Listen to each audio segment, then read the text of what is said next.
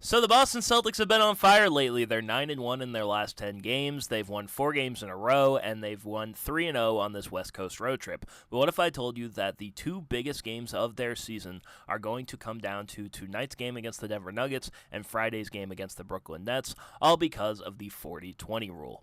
If you don't know what the 40-20 rule is, it is essentially you have to win 40 games before you lose 20 games. Phil Jackson coined it to legitimize NBA contenders in the league. The last 40 out of 44 champions have met this criteria since the 1979-80 season. That is a 91% success rate.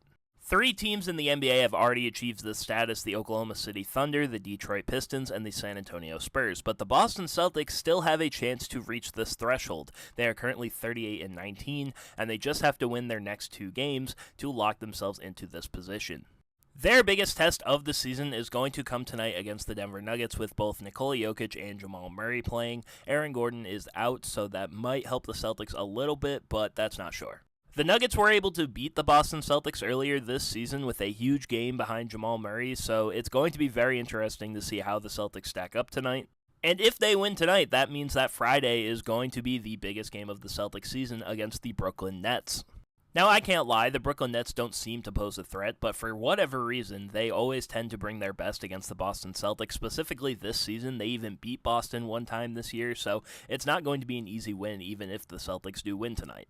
Now, even if the Celtics lose one of these next 2 games, it doesn't necessarily mean that they are completely out of NBA championship contention, but numbers-wise, it wouldn't help their case. But let me know what you think, and thank you for watching.